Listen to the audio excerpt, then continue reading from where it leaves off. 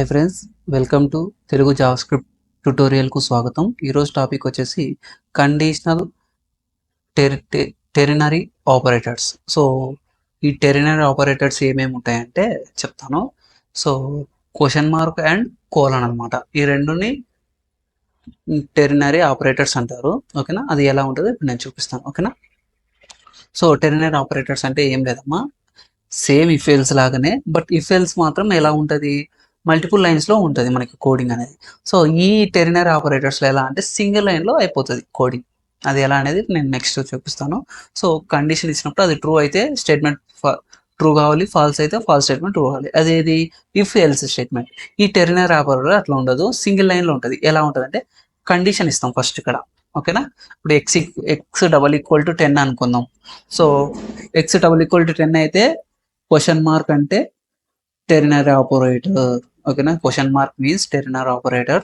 True statement print కావాలి, ఏది ఈ కండిషన్ ట్రూ అయితే. అదే ఈ కండిషన్ ఫాల్స్ అయింది అనుకో, ఫాల్స్ స్టేట్మెంట్ ప్రింట్ కావాలి. సో అది ఇప్పుడు నేను చెప్పేది అనమాట. ఓకేనా, okay next. So where x equal to 15. So where Z అనేందుకు ఒక వేరియబుల్ని డిక్లేర్ చేసుకున్నాం. సో దానికి ఏం అసైన్ చేయలేదు. సో ఆ వేరియబుల్ని మనం ఇక్కడ యూస్ చేస్తున్నాం. Z equal to true, Z equal to falls. ఒకవేళ ఇది ట్రూ అయితే ట్రూ, ఇది ఒకవేళ ట్రూ అయితే ట్రూ అవుతుంది. జెడ్ ఒకవేళ ఫాల్స్ అయితే ఫాల్స్ వచ్చేస్తుంది. డాక్యుమెంట్ డాట్ రైట్ జెడ్ అని ఇచ్చేస్తే అయిపోతుంది. ఇప్పుడు మనం కోడింగ్లో ఎలా చేయాలో చూపిస్తాను. ఓకేనా, ఓకే. సో నేను ఆల్రెడీ ఒక ఫైల్ తీసుకున్నాను, దీన్ని లైవ్ కొట్టేస్తున్నాను. సో నేను లైవ్ కొట్టకుండా డైరెక్ట్గా కాపీ పాస్ చేసుకొని ఇక్కడ పేస్ట్ చేసేస్తున్నాను. ఓకేనా, సో పేస్ట్ ఎంటర్. ఓకేనా, సో ఏం లేదు. సో నేను ఏం చేస్తున్నా అంటే ఓకే ఇక్కడ పేస్ట్ చేసేస్తున్నాను. ఇప్పుడు స్క్రిప్ట్ అనే ట్యాబ్ తీసుకున్నాం. స్క్రిప్ట్ అనే ట్యాబ్ తీసుకొని వేర్ ఎక్స్ ఈక్వల్స్ టు 15. ఓకేనా, so where X equals 15. So ఇప్పుడు కండిషన్ రాలి. సో కండిషన్ ఏమి, సో కండిషన్ వచ్చేసి ఎక్స్ ఈక్వల్ టు 15. ఓకేనా, సో ఇప్పుడు నేను ఏం చేస్తున్నానంటే ఇక్కడ ఒక వేరియబుల్ తీసుకుంటాను. సో వేరియబుల్ వచ్చేసి నేను ఏం చేస్తున్నాను అంటే వేర్ జెడ్ అని తీసుకుని డిక్లేర్ చేసుకున్నాను. ఇంకా నేనేమో ఇవ్వలేదు. సో అప్పుడు మనం ఏం చేయాలి, జెడ్ ఈక్వల్స్ టు ట్రూ. ఏమి ట్రూ. ఓకేనా, Z equals to true colon Z equals to falls. ఓకేనా, సో ఇది ఓకే. సో ఇప్పుడు డాక్యుమెంట్ డాట్ రైట్ జెడ్ అని ఇవ్వాలి. సో జెడ్ అమ్మా, జెడ్. ఓకేనా, ఇప్పుడు చూద్దాం. సో సేవ్ ఇక్కడ రిఫ్రెష్.